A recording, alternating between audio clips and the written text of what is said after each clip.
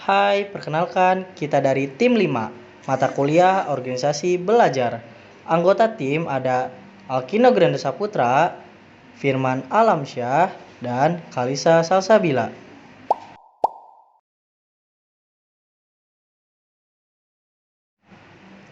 Kita akan membahas tentang perlunya organisasi belajar dikarenakan faktor globalisasi dan ekonomi global. Tujuan pembahasan kali ini adalah: 1. Kita mengetahui pentingnya organisasi belajar dalam globalisasi. 2. Kita mengetahui pentingnya organisasi belajar dalam ekonomi global. Dan yang ketiga, kita mengetahui contoh nyata dari penerapan organisasi belajar dalam globalisasi dan ekonomi global. Globalisasi adalah proses integrasi internasional yang terjadi karena pertukaran pandangan dunia, produk, pemikiran, dan aspek-aspek kebudayaan lainnya.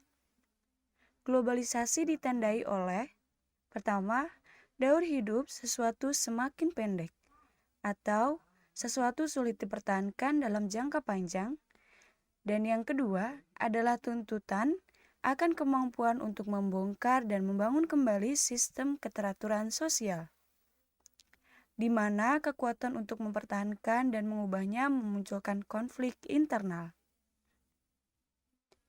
Dalam globalisasi, dunia menjadi satu sistem dengan ciri suatu nilai ganda yang berubah terus-menerus. Tantangan yang harus diwaspadai oleh organisasi di era globalisasi saat ini adalah menyangkut masalah ekologi, sistem pengupahan dan kebijakan personalia, jenis konsumen, pengembangan organisasi, keseimbangan perekonomian, dan kebijakan internasional.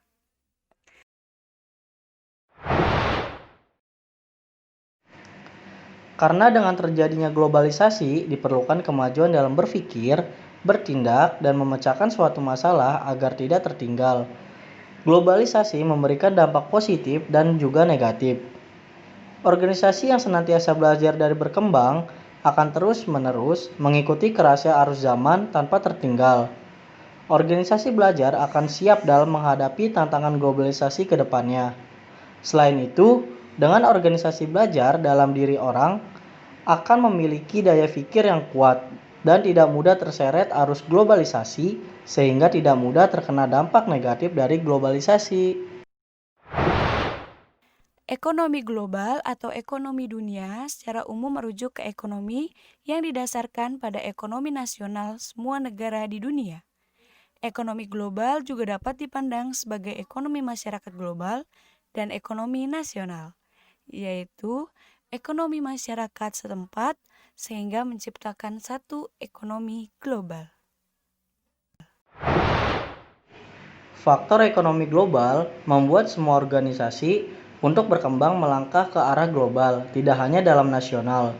Organisasi belajar membuat setiap organisasi memperhatikan budaya, strategi, struktur, dan anggota dari organisasi itu sendiri. Organisasi belajar membantu menyadarkan bahwa perkembangan sangat diperlukan untuk kesuksesan organisasi. Berpikir dan beroperasi secara global akan sangat penting untuk kelangsungan hidup dan pertumbuhan organisasi di abad ke-21. Amerika Serikat dalam tujuan pendidikan nasionalnya secara eksplisit menyebutkan bahwa mereka harus mempersiapkan bangsanya untuk menjadi pekerja yang produktif dan senantiasa belajar guna menghadapi ekonomi global. Pendidikan difokuskan pada upaya membantu rakyat memahami hubungan pendidikan dengan dunia kerja dan memperoleh keterampilan yang bisa dipakai di dunia kerja.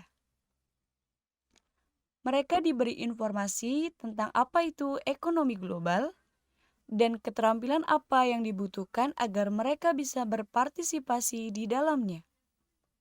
Organisasi harus kompetitif atau mampu bersaing.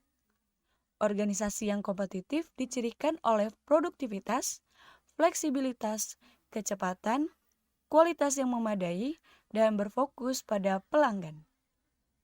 Tuntutan agar perusahaan harus lebih kompetitif telah menggiring perusahaan untuk melakukan perubahan dalam cara pengorganisasian dan pengelolaan perusahaan. Cara yang telah dilakukan: 1. Perubahan struktur organisasi. 2. Pemberdayaan pegawai. 3. Organisasi yang datar makin menjadi norma umum. 4. Kerja semakin dirancang dalam bentuk tim, ketimbang terspesialisasi dalam satu fungsi saja. 5. Landasan kekuatan perusahaan berubah. 6. Manajer masa kini harus mampu membangun komitmen. 7. Orientasi pada human capital. Nah, itulah pembahasan kita kali ini. Semoga bermanfaat.